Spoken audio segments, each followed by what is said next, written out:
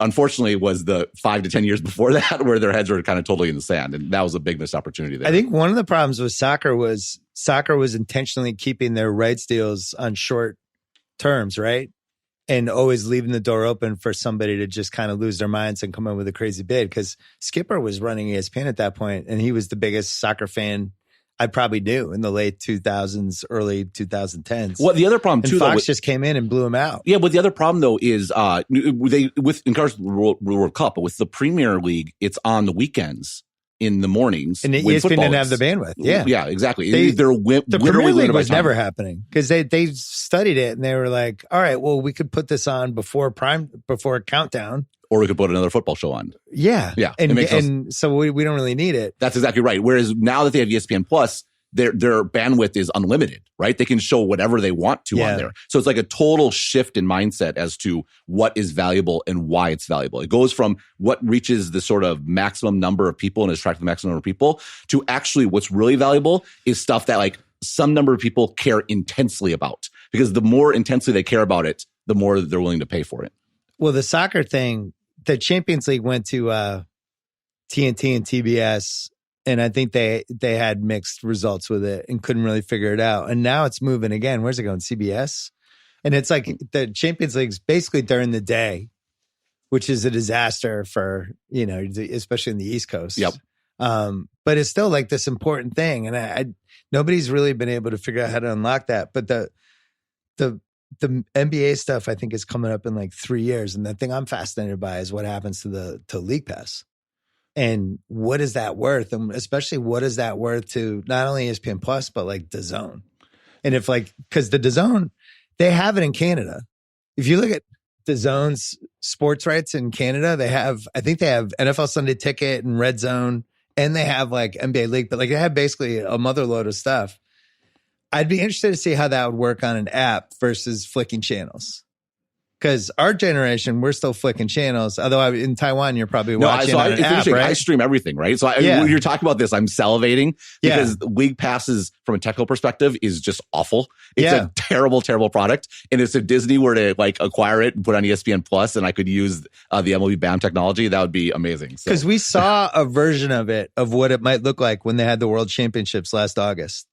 And they would have like 4 games basically across, and it could be like US versus France, but then next to it was Spain, Croatia, and then all 4 of them were going, and you could basically like slide along and watch. You can see it on MLB TV right now, which is it's the same technology, and like it's so much better than League Pass. That would be great. That's going to kill that will kill DirecTV.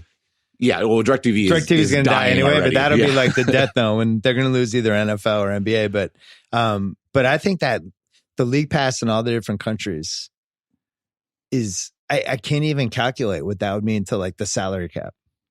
What does that look like 5 years from now? How much money can they make from 170 countries with League Pass? Maybe. I think it'd be a bit of a slow build. I mean, because they're already selling streaming in China, for example. Like that's the 10-cent deal. Yeah, no. So the 10-cent stream has basically League Pass. And that actually came back online within a week. Okay. So the hardcore fans could watch the NBA. What is still not back is the broadcast NBA over like CCTV, like the government like channel. But the 10-cent streaming is back. And then you do have League Pass elsewhere. I do think there's something compelling about, I don't know, I've never think about it more, but this idea of like, especially ESPN in particular, going in with we're going to do away with with League Pass and make it a part of ESPN Plus, as that's our bid, I think is pretty compelling. I haven't thought about that. I'm gonna have to put more thought into that. It was interesting what Agar said in the pod I did with him. Was kind of buried, but he was talking about ESPN the way it used to exist is going to he basically said it is going to start dying, and it's going to be direct to consumer streaming. And I think what they realized with ESPN Plus pretty quickly was people aren't going to go there for shows. They're not going to go there for Any Given Wednesday and shows like that. They're going to go there for games, more games, live events like UFC and things like that. The UFC thing, which seemed like they overpaid, I actually it turns out they didn't. Well, you made the good point on that podcast that no one's ever overpaid for sports rights. No. It's like he gave the one example. He said the Calgary Olympics. Exactly. I'm like, all right, other than that one time. The exception that proves the rule. That's right. Yeah. I mean, I do think that big sports events are going to stay on regular TV for a long time to come. What may happen, though, going forward is a lot more maybe on ABC. What you see is a sort of a big return back to broadcast. Yeah. And that's a way, because two things have happened. One, the broadcast channels figured out how they can charge the same as cable to operators. So they charge these big carriage fees like the Comcast of the world to carry over the broadcasts. So they get paid just like ESPN used to get paid.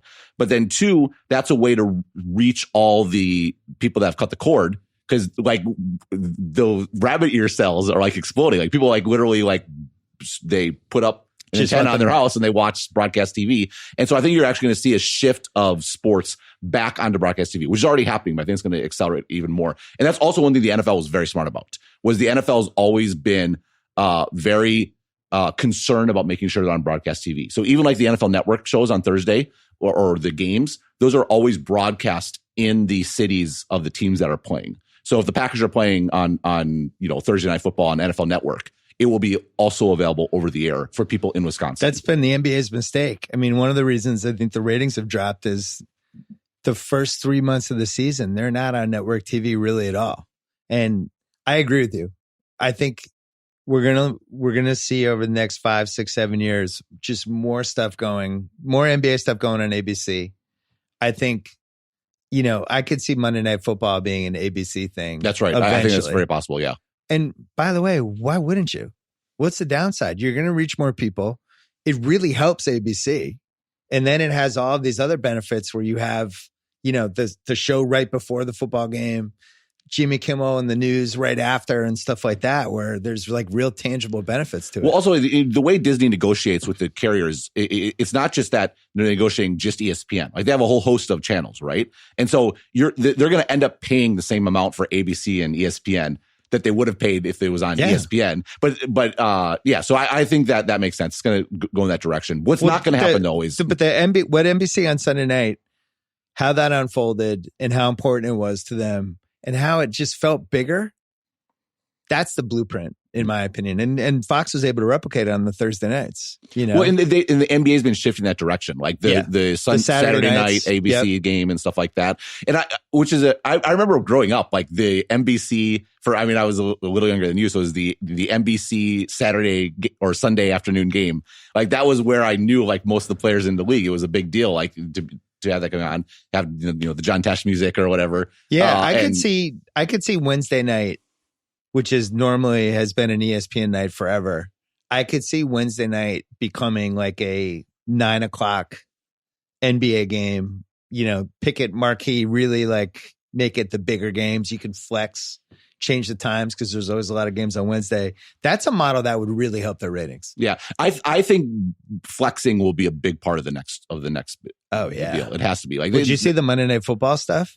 They're already talking about how can we flex for Monday Night Football going forward, which really gets complicated for football because you have like there's not that many games. You're flying back to Wisconsin and you're timing it with the Sunday Packer game. You're leaving Monday morning, and then they're like, "Yeah, we're flexing that to Monday night."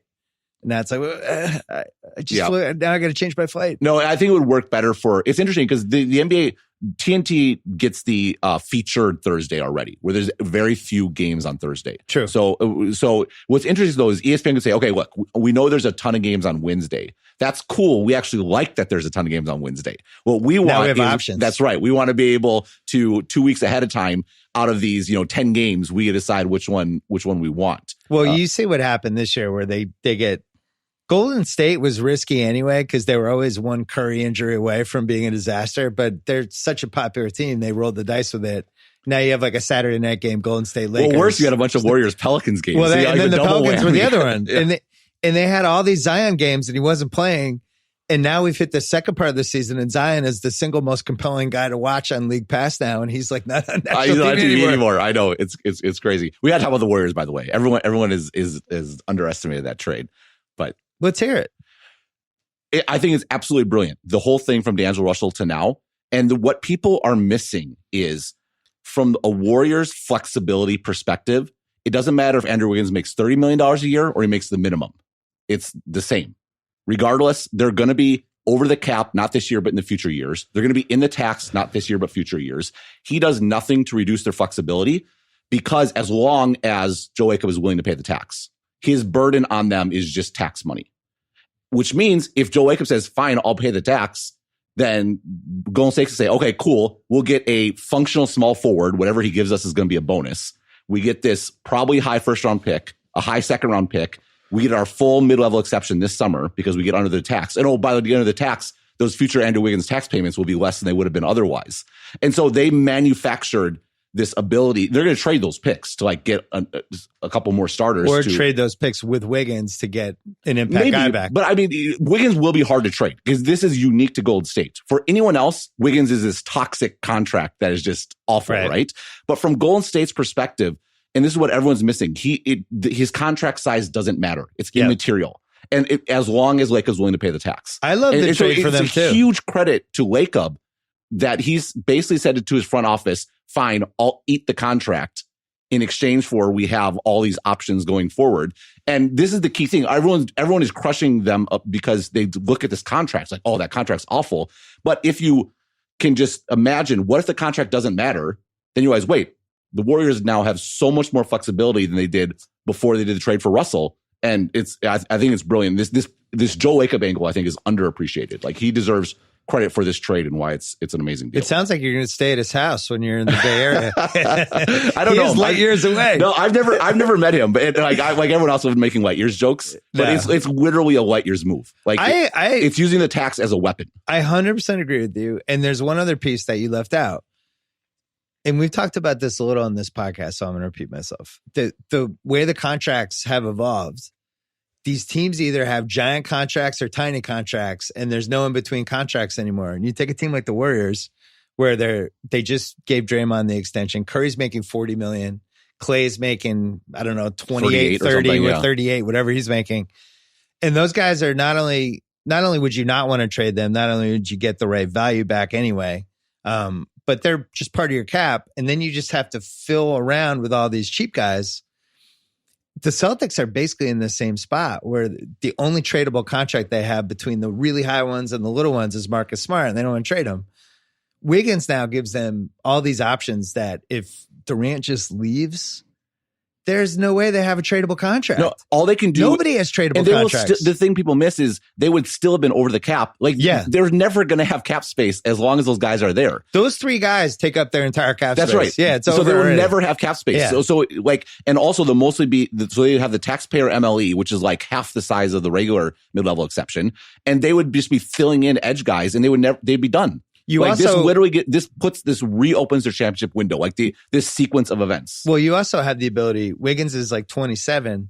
No, he's 24. Or I think he ends up at 27. Oh, yeah. But you have the ability to then use him to get somebody who makes 20% more than him from a team that's like $30 million, just to be clear. It's a brutal contract. I thought it was 27 and ends up at 30. I don't know. I can't remember. Whatever it is, it's but now they could not to underestimate how awful it is. But if they wanted, they could flip them into Tobias Harris. Philly would save money, and it just gives them more options than it have. I thought it was really smart. I think this is an almost unprecedented reset by them, where we saw it in the Bulls with 99, and there's the Celtics and the Lakers have been in situations we've never seen. No, the second Bulls run, it might be the comparable here, where if you go back and look at it, when Jordan only was common baseball. Players were Jordan and Pippen. They're really almost the entire team was rebuilt around them. The Warriors are poised to do the same thing, but with three of them. Yeah, I like they're so well placed. Like and the other thing is this summer, so few teams have cap space. The Warriors are going to have the full mid-level exception. They're going to be the most attractive destination and be able to offer basically the largest contract a bunch of guys are going to be able to get. They're going to have their pick of free agents. And buyout guys. Yeah, it's pretty, talking to different people that work for them, they were just saying like, we were shot anyway. Like after 5 straight years of that grind, it feels like 10. Yeah. And it's not like they were going to win the title this year. They were running on fumes of the fumes of the fumes. And that's how guys end up getting hurt. Clay did get hurt, and it was just going to get worse. And now you just get this reset button for a year. Nobody remembers what happens 10 years from now. You just remember, that was the 1 year we sucked. And then that's it. It's pretty cool. With the ESPN Plus stuff, WWE is coming up. I just think we should mention this quick, where they could basically offset their network and just put it on ESPN Plus, or they could. The rumor was Peacock. You basically take us over, pay us this big because WWE fee. has their own streaming service, right? Right. But I'm saying like all